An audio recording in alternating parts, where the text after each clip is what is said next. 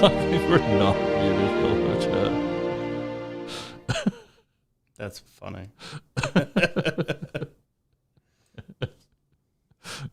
Our mic checks. Hey. Man, we could have got canceled right there, huh? That would have been pretty funny.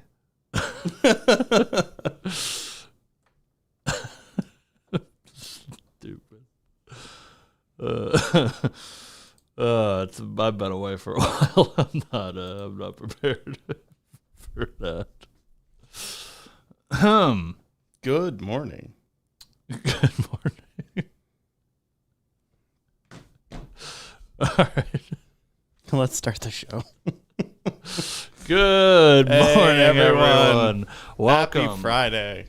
Welcome to the Lineage Break live show. I am your host, Cam. With me, as always, is Trusty Steven. Hey, that's me. Hello, Trusty Steven. Hello, everyone. Hello, Cameron. Hello.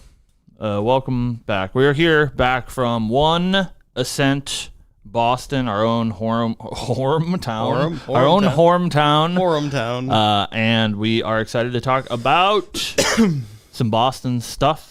We had some announcements. Obviously, we'll recap the event a little bit. And then, of course, the reason why you're here, the reason why we're here, is to talk about that PTM product sheet. And you know that we take it far more seriously than any human person should. So we're here to show you all the cool stuff that you might not have noticed. I will the product sheet. Say this about the product sheet. I apologize to everyone on the Lineage Break team for me talking their ears off at family dinner on Sunday while I'm zooming in on the article backgrounds of all of the spicy stuff that's hidden there. Ooh, I was gushing. But we'll get to that. Yeah. Of course. Steven. Yeah, I played an event. How's your Boston? Oh, it was terrible. Oh, boy. I won't dwell on my performance because other people on the Lineage Break team did very well, and I want to shout them out. However, you know, my day started off pretty well with an 2-0 record.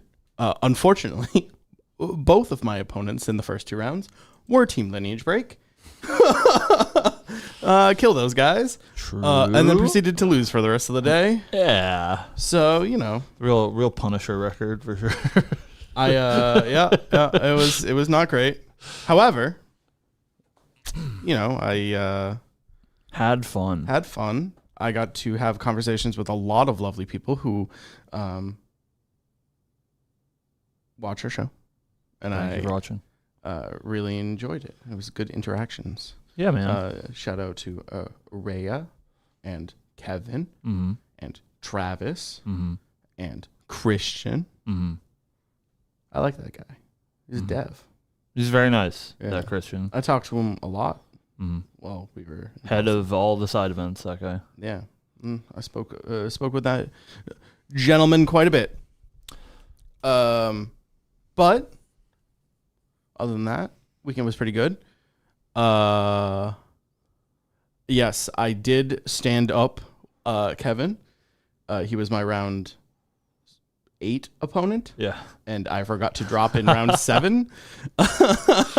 So I got a very sad picture of one producer son Trevor selfieing with Kevin, looking very sad. That's so funny. So I had to make it right, and I walked over and had a lovely conversation with Kevin. Oh, that's good. Yeah. I bought a poisonous apple from him. Yeah. It's a very pretty card. Yeah. That's why I bought it. We'll talk about Snow White later. Yeah. Yeah, we will. And her we poisonous sure will. apples. Her 2 big poisonous apples. Something that I do want to shout out, though, congratulations to one Lineage Break Tex and one Lineage Break Bubba Gooner. True. They both did very well. Only Lineage Break to make day 2. There was a bunch of us that were winning ins, which was tough. However, I am very honored that they did so well. Yeah, man. We did a lot of testing, and I'm glad that we got that far. But that lit the fire, and I've been doubling down on being the team captain and trying to make sure that I give everyone the best opportunity to do well in the coming season. So, regionals are coming up. Regionals are coming up. We're organizing very well in our private places. So, yeah. So hopefully you'll be seeing our names a lot more in the top tables. Yeah. I would also like to shout out Cabin and Noel. They were my rounds 3 and 4 opponents. Cool. Yeah. Super cool. Great conversations. Crushed into the dirt. Made me reevaluate how I was playing. Was Noel playing Pony Toss? Yep. Doesn't even silence his cell phone. To be fair, it is silenced. Mm-hmm. It's a likely story. But yep. Pony Toss. I just wasn't expecting. Obviously, no one in the meta was expecting that deck. And it was it was kind of rough. Yeah, man. Deck's good. Well, it was good for that tournament. It was good for that tournament. Yeah. I don't know if that deck is good in a vacuum where people expect it now. But hey, shout out to one big Bobby Tortilla, who became the hero. Yes, the hero. The amount Ryle in Soul. The amount of cheering that the horse deck did not win was insane, and I knew immediately that it was not cheering for the horse deck because of how much everyone was bemoaning it all weekend. But Bobby's a good dude, and I'm glad it sort of came down to what it did. And huge shout out to Pickle Sword for creating the deck, and obviously placing 5 chess club players into top 8. Yeah, there were spirits 2 through 6 at the end of the weekend. It's pretty impressive. So congratulations to the chess club team, and congratulations to all of you out there that did well or medium well or had fun. I apologize that I didn't get to shake as many babies or kiss as many hands as I wanted to. It's a very busy weekend for me, but hope you all had fun. Hope you guys liked the stream. Huh? How was your first event doing production? Dude, let me tell you, that Shinja guy, scumbag. Worst man I know, honestly. So, other than that, it was all right. Yeah. It's a lot of work. Yeah. I can commiserate with the man who's been doing it by himself for 2 years. It's a lot of work, and there was 2 of us. So, but it was good. And I'm looking forward to doing much more of it in the future on that topic. While we were doing PSAs for the podcast, as people filter in here. Myself, I'll be gone for the next 2 weeks. I'm going to Northern California Regionals this upcoming Saturday. So if you guys are from NorCal and you're going to be at Regionals, you'll see me there. I can kiss your hands then. And then I will be flying to Ascent Taipei in glorious Taiwan. So if you're going to that and you watch the show, that seems less likely. But I'll be there, and I will see you there. So very, very excited for that. Very excited to go to Taiwan. But it means that I will be away, but that does not mean that your weekly scheduled Lineage Break live show will be gone. Steve will be holding down the fort with some, hopefully not cancelable body in this chair. So we will continue as planned, TM, asterisk,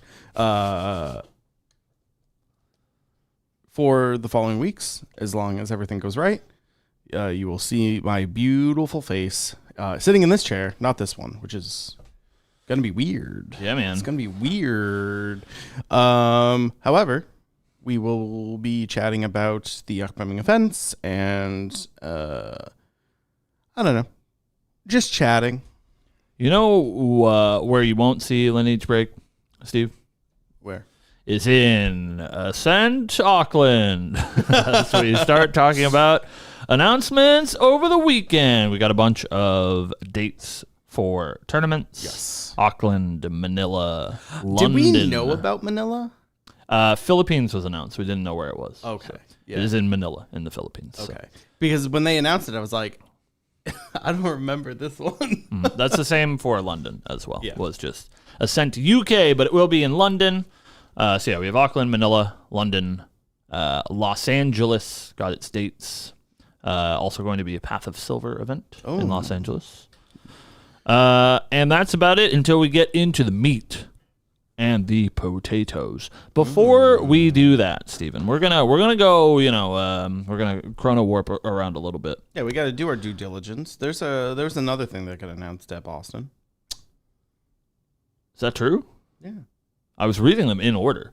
So, well, it did happen at the end. Did it? Well, what I was suggesting is that before we talk about the stuff we want to talk about, which is the lore and the product sheet and Alice, that we should talk about on the topic of the tournament as a whole and the 32 copies of Riley Abyss that were in the top 8. There was also a BNR on Monday. Okay. We were on the same page. Yeah.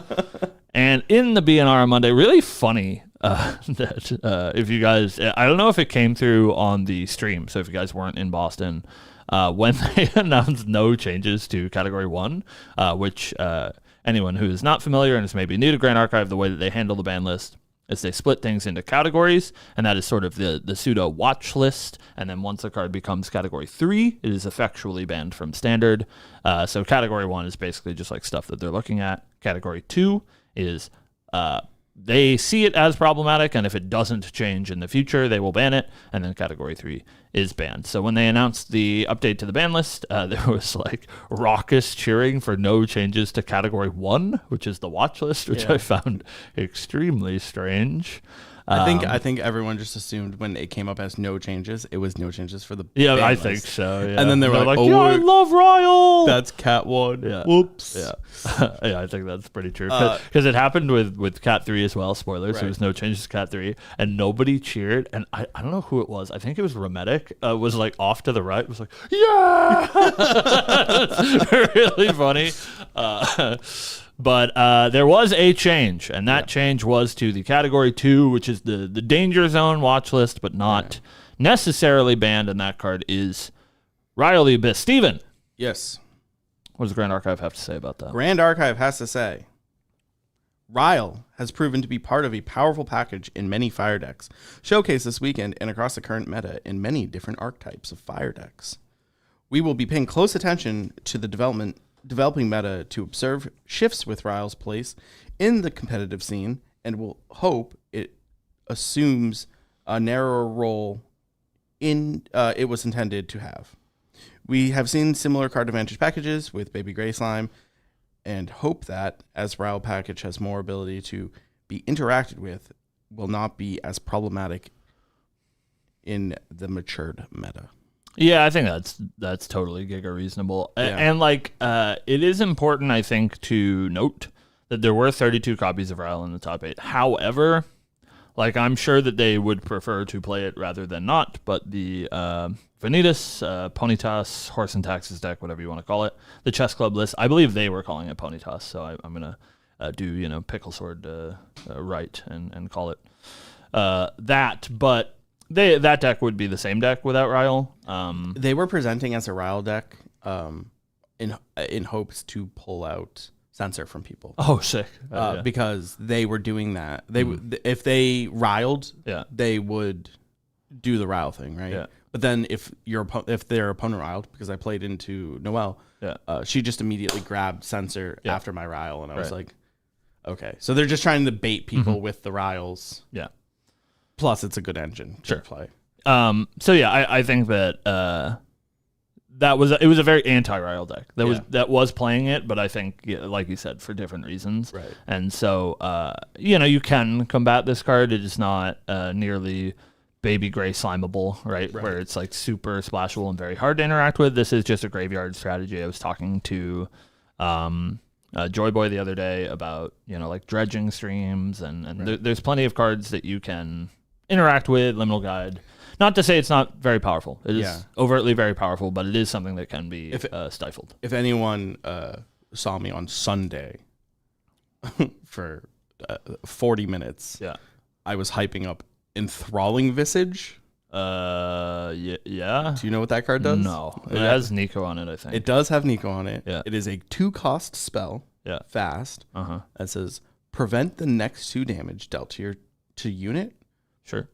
If damage was prevented that way, remove a card from a graveyard. Oh, no, that's bad. I was like, this is broken. Oh, I can't believe no one's playing it. And then I realized, oh, you have to negate the damage. Yeah, It doesn't just put the prevention on your head and then you get to remove a card. You have to. It's good in response to like attacks or something. Correct. Like they're hasty, discard liminal guard. You're like, oh, gotcha. Does it have to prevent both damages? Just if damage was prevented. Yeah. Sure. Okay. But yeah, I think you can interact with it, so have hope.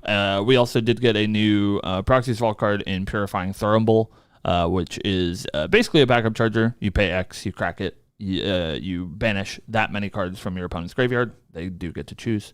And then if X is 3 or more, you draw a card. Yep. It has felt in my limited testing in the past 24 hours, which is maybe 6 games, has felt pretty good for Ari. I think it'll be pretty good for Tristan as well. So maybe we'll see a little bit more of that wind stuff in our meta. I think it's also interesting to note that not many cards have jumped Cat 1 right to Cat 2. Yeah. And I think a lot of the cards that have ended up banned. That is true. Yeah, the only ones that I can think of are now on the ban list. It's Baby Gray Slime, Lost in Thought.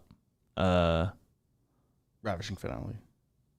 Ravishing? No, Icebound Slime. Yeah. Those all jumped Cat 1, I believe so. Yep. So, yeah, maybe it'll end up banned. We'll see. I kind of hope not. I'm not a Fire enjoyer, and I'm certainly not a Ryle enjoyer, but I do think it is nice that things are different, and so hopefully people can just sort of adapt, and Ryle can find a place in the meta and hopefully not have to be banned. There are, it's not always a death sentence. We've seen Chalice remain at Cat 2 forever. I think it's still at Cat 2 now. And obviously, you can see a little bit of that power this weekend as well in the arrival of many Exia Jin decks doing quite well this weekend. I was super pumped to see that Jin was doing well. But yeah, so I'm exactly that. I'm happy to see decks that were not doing well are now doing well because of this Ryle package, and so hopefully, and they're not like being pushed like to the point where they're overpowered. Yeah. Well, I don't know. It's a hard line. Jin, CL. I think they're good decks that Ryle is enabling them to be in the meta. I agree. Yeah, I think. And I think they would be in rough shape. Right. Yeah. So. We'll see, and Water Allies rise up. We'll see some new decks show up. There's plenty of cards that you can do to combat this sort of meta, and people just this is Boston. People weren't prepared for it. Right. I'm really curious to see what Taipei looks like, what Niagara looks like as we get to a more matured meta, as Weeb says. So, Steven. Cameron. On to some fun stuff. Yeah, I'm happy that Merlin is strong. Yeah, we'll talk about that dumb bitch shortly. Okay, so I'm going to, again, do some chrono warping and structure our show in a way that makes sense. There's also a very exciting piece of information for us. I didn't see that. And for you, hopefully my screaming was heard on the camera. That there's a new lore article coming soon. Yay! Anybody who watched our interview with Bell and Roger back at Worlds, Bell did say that there was going to be a Diana lore article coming soon. Not a DTR Diana lore article, but an ALC lore article, I assume to bridge the gap between ALC and DTR. But most importantly, this is an Arisana article because she's in the art. So that's exciting. Look, she's right there. They're best friends. They were roommates. They were roommates. So we are very excited. They did not give us a date, Sag, but hopefully soon. It says soon, and I don't I don't know when the last time they did that, and it wasn't actually soon was. So maybe actually soon. Fingers crossed. I don't know when they officially announced it as soon and not given it to us. I'm because we've definitely heard soon, and then it wasn't. It's not actually, but a peek behind the scenes for you folks is usually they're like waiting on art to get finished for the article. And so I assume the article in this case is done and they're just doing the finishing touches. So we are very excited, and you can, of course, hear us talk about that when it comes out. Moving on. I don't know if you guys have heard, but there's a new set coming out. Not soon, but there's a new set coming out all the way in December. December 5th. Yeah, December 5th, Phantom Monarchs is releasing, and so as is tradition for the event, after the release of the current set, we've gotten the product sheet for Phantom Monarchs. Before we dig into the product sheet proper, alongside that, they also did give us some information. And so, we're going to start with the bad stuff so that we can get that out of the way. As you do. So, good and bad, I guess. There has been some changes to the Phantom Monarch product itself. The way that they are doing distribution, the way that they are doing their logistics, especially for the good old US of A. Thanks, Guy. So, due to rising tariffs and increased logistic costs, the USA retail price will increase from $89.99 to $107.99, approximately a 10% adjustment. But you might say, Cam, that doesn't sound like 10%. I failed 5th grade math, but I know better than that. It is because the box has also been adjusted from 20 packs to 24 to match the regular booster releases, which I think is great, that everything will be in line with each other, and so the MSRP will match that of a regular booster set. So you don't have to be like, oh, well, this box is smaller and from an expansion set, and so it's cheaper. As somebody who sells booster boxes, that is quite annoying. Just everything is the same price now, and the MSRP is $107.99. So you guys will, of course, probably see this reflected as well. I know that most retailers sell below MSRP, either at MAP or somewhere above it. I assume we will see those prices rise and become closer to that MSRP, as of course that 10% increase does hit distributors and stores, etc. They did say that the 10% will be across the supply chain. So it'll be more expensive to the distributors, which means it'll be more expensive to the stores, and which it means it will be more expensive to you. So that is how she goes, way of the road. If you're a part of the reason why we have these tariffs in the USA, you reap what you sow. So, but we're not. We're just sad. So that's the not so fun part out of the way, and the fun part for some people, maybe not for me, is that we were right. Sort of. Yeah, we're gonna get a lot of that this week. I think we were right. Sort of. There is only one recollection deck this time around. Which is strange. Which is different, for sure. And that's, I feel like Weebs does it just to be different so that we can't be right, know?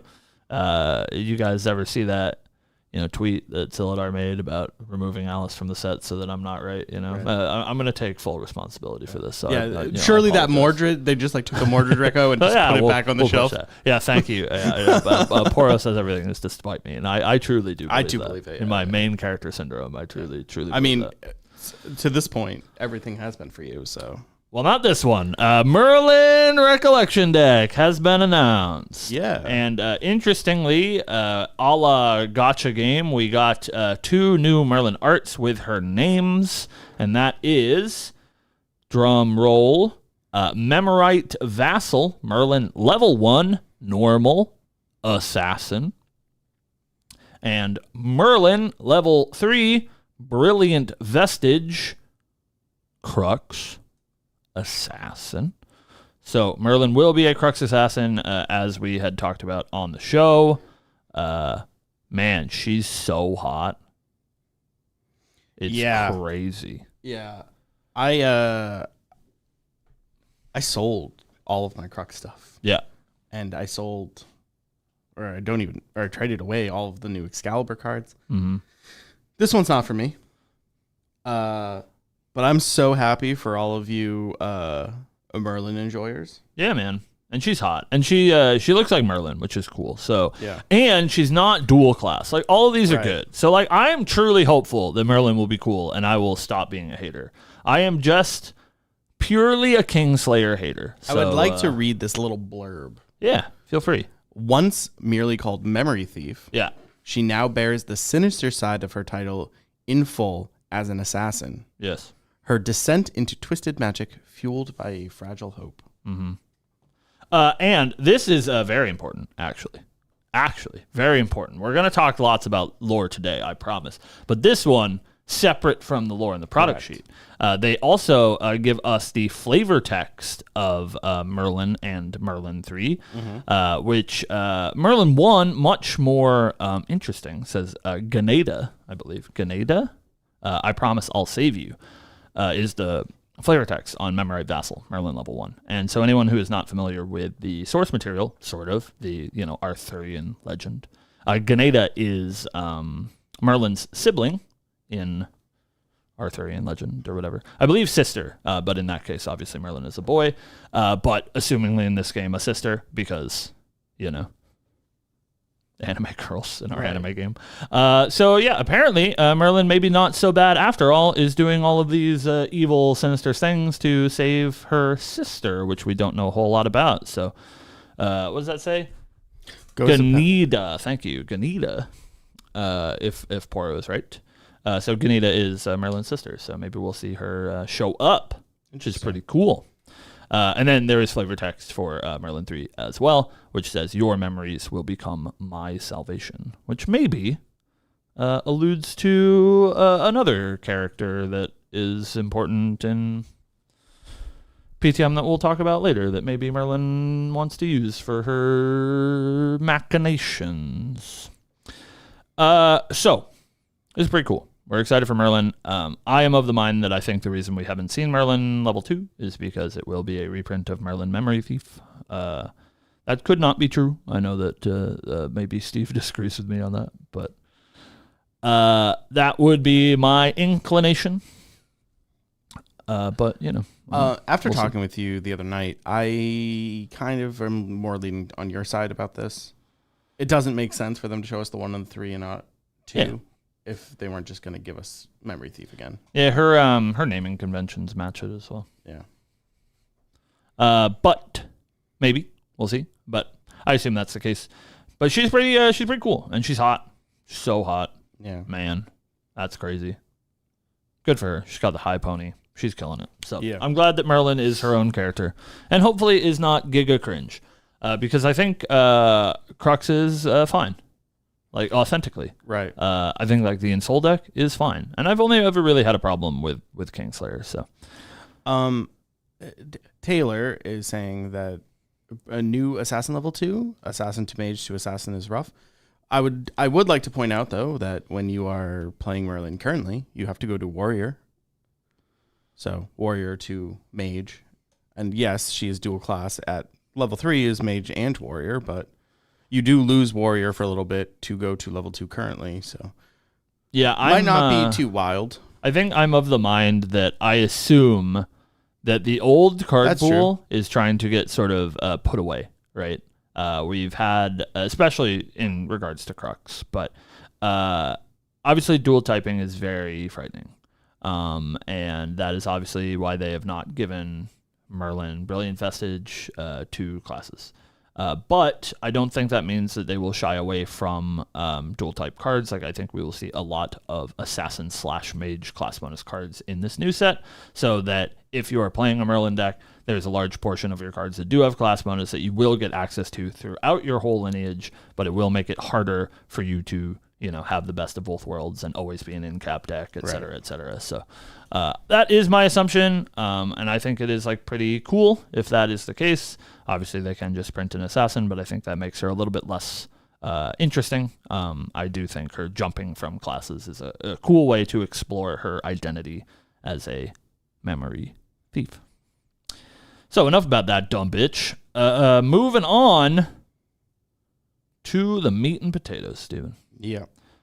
We got the product sheet for Phantom Monarchs, and that is pretty exciting. We have lots of blurbies to talk about, and some art, some numbers, lots of things. So stay tuned for all the secrets that you didn't want to spend the time to figure out. We got you. Yep. The Golden Queen, once lost, now lost anew. All forced to confront their pasts as reflections rise to haunt them. Some overcome, others descend into madness, and a few never realize what they had forgotten. To save the world, the looking glass must be shattered, but where lies the Vorpal Sword? The Vorpal Sword. Do you want to do the top of the sheet as well? That's the long one. If you're up to reading the World Now lore tidbit. Or I can, because it's right in front of me. Yeah, you can read it, because you have it, and Great. I lost the page. So, we have some lore to talk about, and we'll give you a quick read, and then we will get into it. So, the world now in Phantom Monarchs. Whispers spread across Wonderland. A new species has begun wreaking havoc in the Forêt des Champions. Probably. No one knows where the so-called lost have come from, though many claim they bear an uncanny resemblance to familiar creatures. The Queen of Hearts insists that the cores have the matter under control, but the rumors persist, as strange happenings have plagued the realm since the talk of a parallel world began. On the other side of the looking glass, unrest brews just the same. Citizens have begun to remember fragments of lives they had long forgotten, memories that suggest not everyone in the Tri-Castles is truly from Lucenia. Yet these returning echoes bring no answers, only deeper uncertainty. With both worlds teetering on the edge and the shadow of the Jabberwock drawing near, Underland's guardians must step in and pray that these otherworlders can wield the Vorpal Sword before the worlds unravel beyond repair. Conflict. When the Duchess invites Diana and CL to a tea party, both are wary, but neither expects to find their own mirror reflection seated across the table, seen in Reckoning's wake. Diana is no stranger to her Umbra self, but CL struggles to confront a version of himself that seems to know his every hidden thought and intention. Though the champions are ultimately forced to retreat, they strike a truce with the Duchess, who explains the reflections of Underland and the whereabouts of the Golden Queen. CL uses the truce with the Duchess to target the Queen of Hearts, who appears to be holding Alice hostage. Meanwhile, Diana is suddenly teleported back to Lucenia while consulting the Cheshire Cat in hopes of finding the truth of what is happening in Underland. With the help of the Duchess and her friends, CL defeats the Queen of Hearts, only to discover that the Alice that he had been searching for is no more. In her place remains only the Lost Queen. Whoa. What the? So there's a lot to unpack here. So first A, B, 1. First of all, there's a new ally type, assumingly, Lost, called the Lost. They did give us a few pieces of art that you guys can find on the Grand Archive Twitter account. One of which I think is very obviously a depiction of one of these lost characters that resembles a mouse, a la the Guardian card, whatever her name is, with the mouse ears. Yes. She's all spooky and ghosty, and she's got specters floating around her. It's very, very neat. So I assume the Lost will be a new ally type. We can talk about that mechanically in a bit, because I think that's interesting. But in regards to lore, that is cool. They also allude to citizens in Lucenia remembering things that they had forgotten. Remember fragments of lives they had forgotten that suggest that not everyone in the Tri-Castles is truly from Lucenia. I think this is very obvious that it means Merlin is hiding in there somewhere. And obviously, being who she is, has stolen memories from several people and the populace at mass to, disguise herself within the Tri-Castles. I think pretty clearly as Snow White. And that is why we got that B variant Snow White CSR with a different face, a la Merlin Kingslayer back in FTC. Also, we have once again the mention of the Jabberwock, which we did not get at all in DTR. Mm-hmm. And the first mention, both in this and the sort of like snippet about the set of the Vorpal Sword, which we can only assume will be our Divine Relic for the set, and is obviously very important for defeating of the Jabberwock in the story proper, but also, I believe, is the reason for Merlin's appearance, is she is hunting WMDs. Yes. And has picked up Excalibur and is now looking to pick up the Vorpal Sword. Very interesting that we might be seeing our first weapon Divine Relic. It would be very cool. Hopefully it's sick. Yeah. It's going to have Merlin class bonus. Maybe. That'd be crazy. Merlin Might bonus. have Assassin bonus. Who knows? Very interesting, the conflict here with CL and Diana. I was kind of hoping that CL was not going to get another champion. Yeah. But it is looking like we are probably going to see an Astra CL here. Yeah? You think so? It's looking like it if his reflection is there and is giving him so much trouble here. Well, I think we've sort of seen shades of this conflict already. And we see that in a few pieces of art in DTR. I think, like I mentioned, Reckoning's Wake is Right. Tea Party. It's the Tea Party, and it's not our characters. It's obviously, they both have disturbing smiles. It is the reflection characters, and that card is a distortion as well. So I have firmly been under the opinion, and maybe we do see Astra CL. God knows what regular CL is doing, but I'm firmly of the opinion that the current CL that we have, Mirage's Grave, is the evil CL. And they just sort of buried the lead on that one. So it's unclear what regular CL is doing, because at least as far as we have in the story proper, like CL1, he has not unlocked his advanced element yet. And so I believe this is his otherworld version, and we're seeing both of the evil Umbra reflections.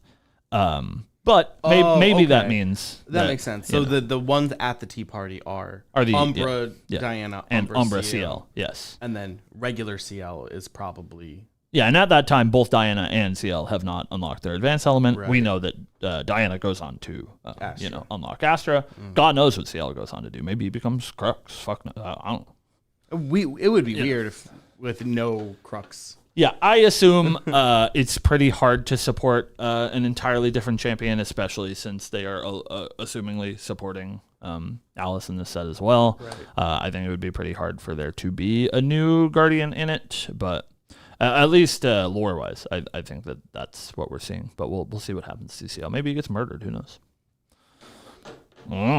Speaking of murder, some people are dead, bro. Some people are dead, or at least defeated and taken out.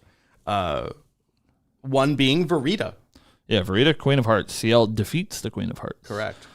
In order to with find, help of Duchess and her friends, which assumingly means the other suited are helping defeat their leader. Yeah, she's a crazy person. True. But they're all always making decisions about, God knows what. But they're all from Underland, so they're all I don't know. Crazy people, right? Is that true? Like, not necessarily. In the CL lore, yeah, You know? right? Like every time CL tries to talk to any denizen of Underland, they're insane. Are they, though? The insane man is talking to people and calling them insane. It's like, oh, these people are all nuts. Anyways, I guess. back to dreaming about my wife. Yeah, sure. I don't know, man. The Queen of Hearts is defeated, and Alice is dead. Like true dead, I think. And in her place remains only the Lost Queen. So she's at least, I guess not maybe physically dead, but she's been, sort of... I think... lost her mind. Lost Soar definitely has something to do with this. Yeah, maybe. I think that's definitely what happens to sort of kickstart this whole event, right? Because he says, I know where your queen is. I'll take you to her. Or maybe the Lost Queen is responsible for Lost Soar.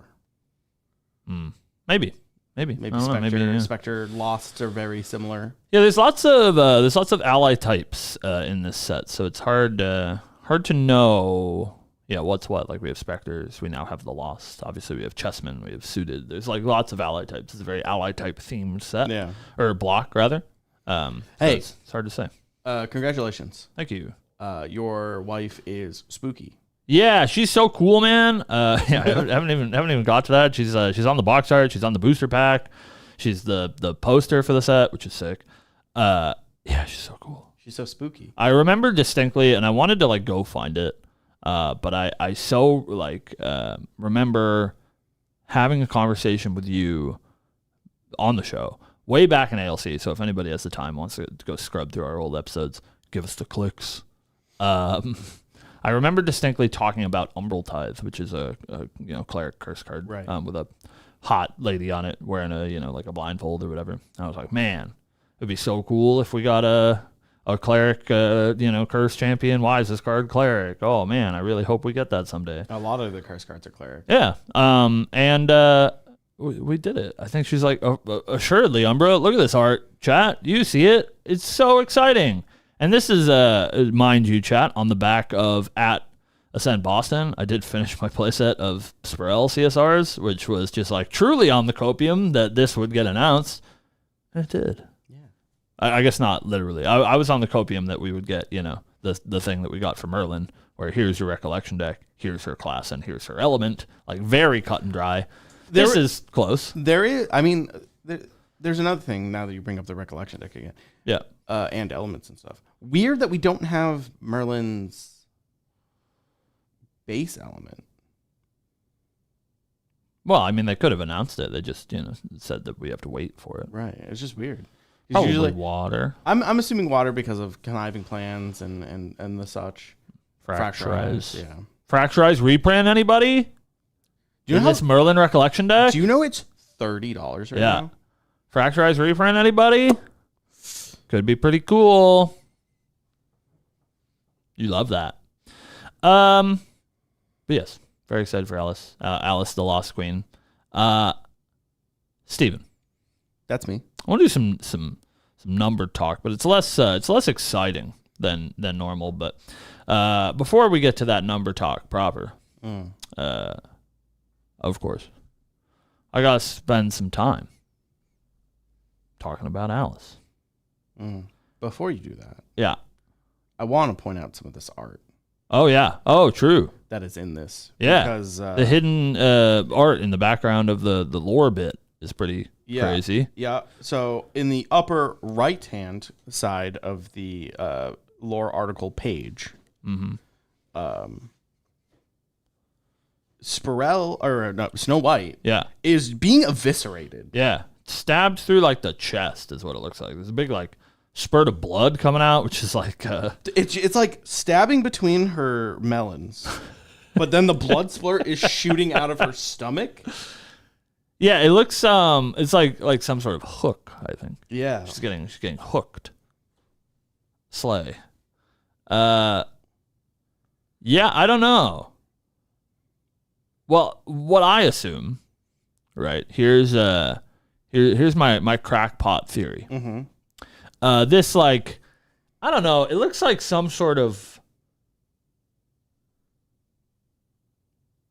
I don't know how to describe it. This thing that is piercing Snow White, but I think it looks like maybe similar to the whatever's going on with Alice here.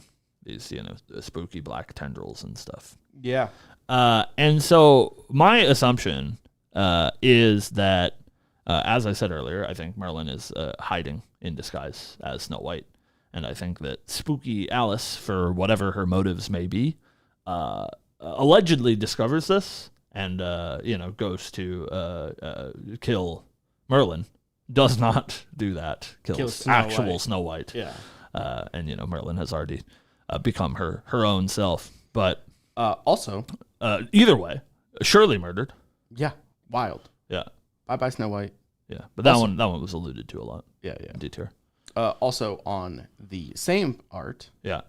Or same. Who's that cutie?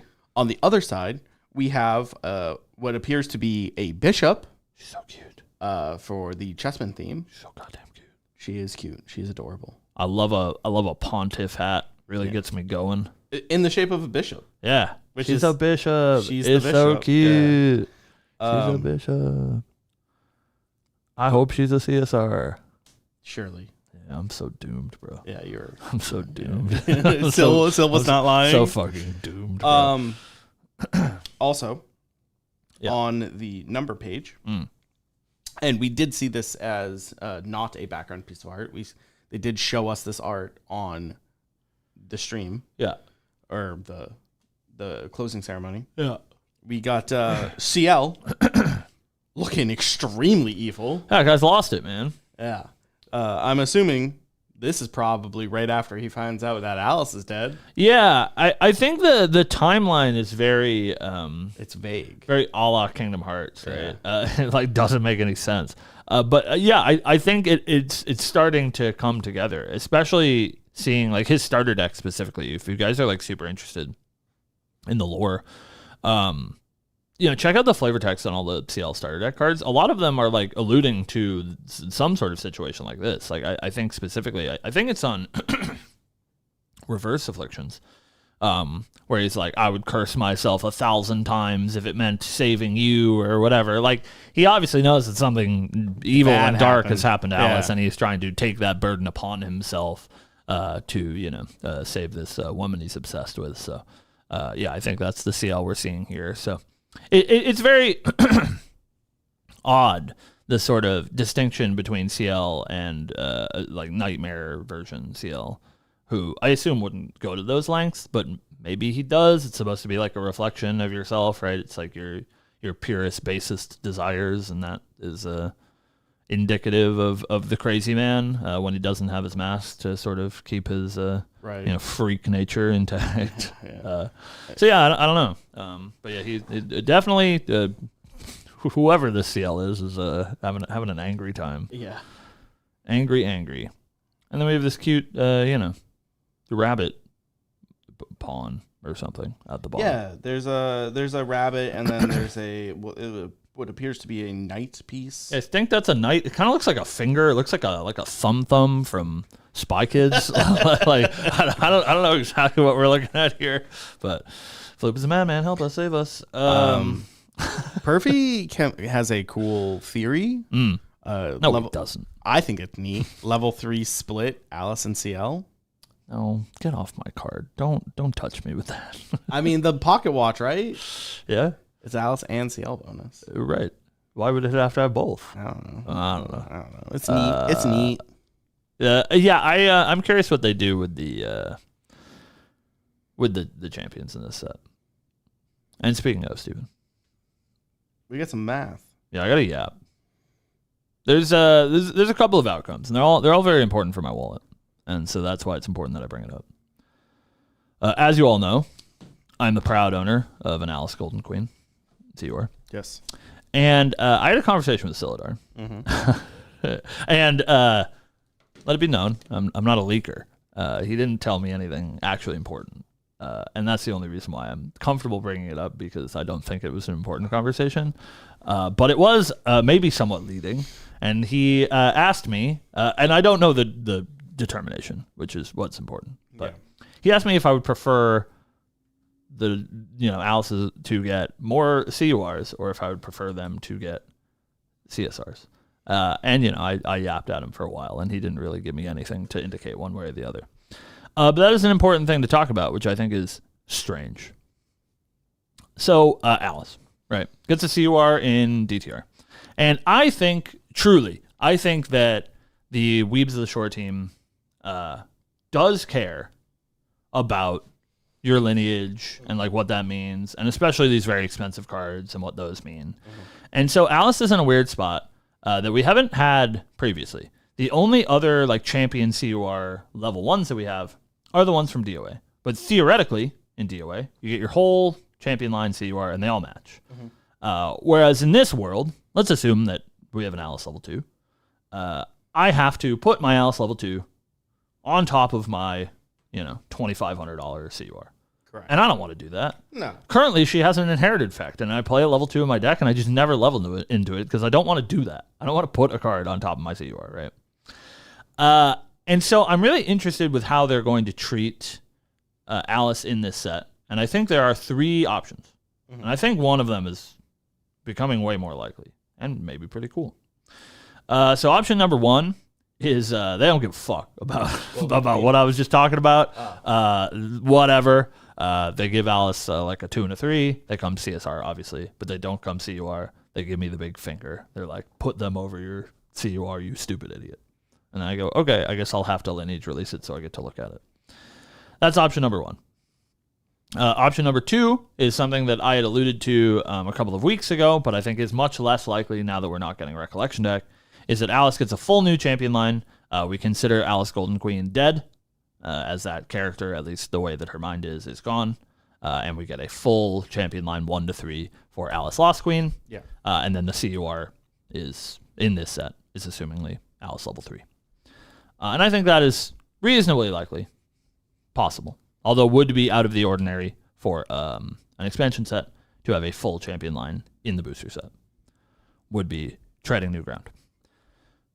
Or C, which I think is pretty cool, is that Alice is only getting 1 champion, and it is Alice Lost Queen, and it is the CUR, and it is a level 2 champion, and I think you and I talked about this the other day. And it is a level 2 champion that is Umbra, and so the obviously the power implications there are quite high. You do get your advanced element at level 2 instead of level 3, but I assume if that were the case, that Alice's text is like pretty bad, like probably a drawback, something that you have to solve in order to, play her efficiently. She has some sort of debilitating, text that if you can overcome it, allows you the powerful advanced element at level 2. And I think that would be the cleanest one, where, you have your COR1 and your COR2. It would be interesting if on level. Yeah. It just came to me. We did talk about it, but I was, speculative on it. However, if she is the curse champion, probably curse focused, I think. It would be very interesting if she's level 2. If when you level up, you must equip curses from your banish or your graveyard to her automatically. Yeah. And if you can't level her up. So like you have to like minimum put 3 curses under her. Sure. And then that is the detriment where now you've hurt your life total. And obviously you can remove them, but that's the drawback to leveling her up. Yeah. You have to curse her to level her. Yeah, I think it's going to be something in that vein, some sort of... I looked a while ago at the sort of Umbra pool for Cleric, and almost all of the cards that you would assume, like almost all of the curses, are Cleric curse spells. Yes. Like Umbracite, Umbral Tithe, Profane Binding, Malevolent Vow are all Cleric curse spell cards. And so I wonder maybe they do a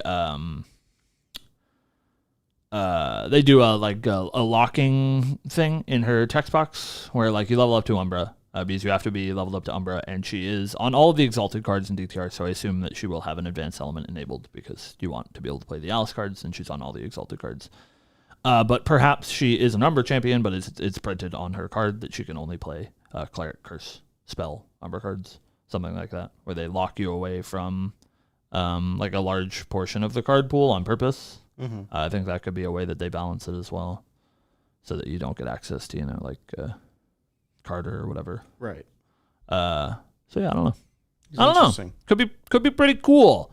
Could be a flip card. I think that's possible as well. I think a DFC would be really, really cool.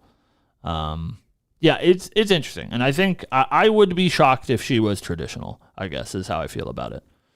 Oh, that would be interesting. Like a level 2, and then you can flip into your level 3, which is Umbra. Right. Yeah, maybe.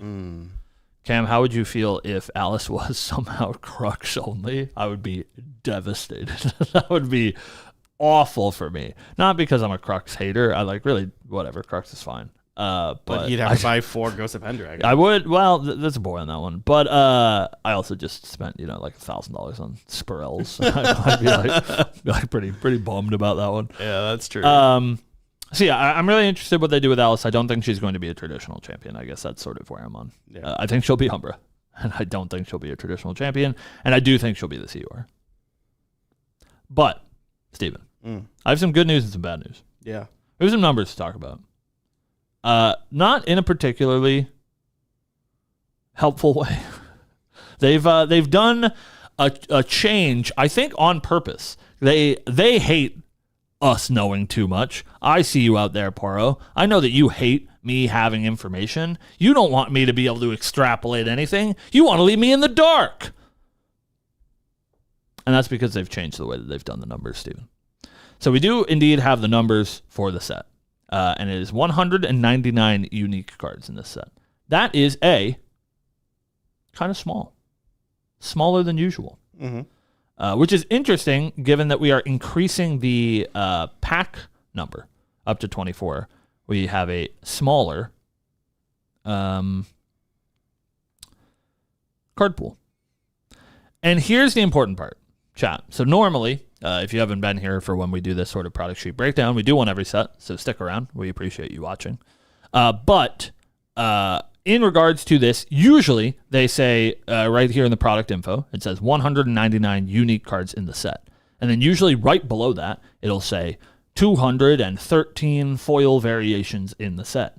They fucked us, Steven. Do you see what it says here? It says over 200 foil variations in set. We don't know. So we can't do the math anymore because we don't know how many there are. We know there's more than there are cards in the set, which is always true. But they didn't tell us how many because they're trying to keep us in the dark. They're burying the lead. They're burying the lead. They're keeping us in the dark. I think, here's my crackpot theory. We love those. Everybody get your tinfoil hats on. They've been asking a lot. Maybe you guys were at Worlds and you had some conversations with the developers walking around. Where not just us, like this, again, this is not behind closed doors, so I'm allowed to talk about it. They were doing a lot of asking people about ornaments, Steven. You remember that? I do remember that. There's a lot of asking about ornaments. How do you feel about ornaments? Did you think those were a good idea? And everybody, I think holistically across the board is yeah, I love those. They're great. And why would you go out of your way on the product sheet to not give us the number? Because usually the number is we can extrapolate. There's 3 cards that don't come foil. Oh, they're the spirits because this is a main set. And then we're okay, we move on. Nice and easy. But this one, they're burying the lead. True. And why do you think that is? I think there is probably not literally ornaments, but I think there is a medium high rarity foil variant in this set. Yeah. And hopefully they're all cleric cards. There's also 7 cards missing. Is that true? You did the math? If you do the rarity distribution. Commons, 54. Yep. Uncommons, 51. 51. SRs, rares, 50. SRs, 28. URs, 9. 192. Interesting. So, for any of you that's not following along, they do give you the rarity distribution at the bottom, which tells you how many of each rarity are in the set. And it says 199 unique cards in the set. If you do that rarity distribution, it's only 192. Correct. Well, that's not a thing that we've ever seen before. Where are those 7 unique cards? Are they CSR only? That would be cursed. Or reprints? Yeah, but they would be in the rarity distribution, right? I guess that's true. What's going on? Did you guys just not do the math? Weebs? Anybody over there? Did you guys just be like, that's close enough. Ship it. I don't know. We got to get this one out. I don't know. Ship it. We didn't do the math. Whatever. I don't know. What am I missing? Maybe I am bad at math. That is true. I did surely just add up these. Yeah, I don't know. Tokens are in commons. Yeah. Like every card is accounted for. They do. Oh, I don't know if they count MDFCs as different cards. Lubu did. Yeah, she counted as a foil variation, though. Right. She did not count as a unique card. So I think unique cards are just one side. Math is hard, man. CSR only reprints a la Fracturized would be crazy. Especially if there's 7 of them would be insane. There is cool, 15 though. CSRs. Yeah. So 7 of the 15 are just like factual reprints. Yeah. But in CSR form. I don't know. Yeah, maybe. So CSR Ghost of Pendra. Oh, they just we just got one of those, but I don't know. Weird. Well, we have to be good at math now too. Yeah, you do also have to be good at math. Come on, Theo, tell me the truth. I can handle the truth. Theo, I want the truth. I don't know. Well, chat, we've been yapping long enough. We can keep yapping, or you can keep yapping. If you want to tell us that we did math wrong, or that we're stupid, and that our tinfoil hat theories aren't right, and that you're smart and we're not, please do so down in the chat or in the comments. But that is all of our newsy news for the week. Is there any other newsy news you want to get to, Stephen? No, I don't have anything else. Or we leave you glorious people? I think that's it. Well, we appreciate you guys yapping, but we can't keep you here all day. We have to run, go open a store, go do all that. You're smart and I'm not. Thank you, Taylor. I appreciate it. If you guys want to catch the show, I can remind you that we do the show every Friday, 12 p.m. Eastern Standard Time. And as I mentioned earlier in the show, I will be away for the next couple of weeks, so please treat Stephen well in my absence. He will be with, some hosts. We'll figure out who from the Lineage Break team is going to sit in. There's a couple of people that have expressed interest. But you can catch us here doing the live show every Friday, 12 p.m. Eastern Standard Time here on the youtube.com/Lineage Break. Asterisk. Well, surely no, but sometimes. We appreciate you guys watching, and we have seen a great increase in our viewership on the new format of the show. And yes, I know it means that sometimes we don't stick around and yap, and so we'll miss you. But please yap to us on all of the places. You can find us on Discord. You can find us on Twitter. All those great things. And we will be back to yapping next week. So, thank you guys for watching. And remember, I don't know. Good night. Goodbye. Have a good one. Mouse, shut up.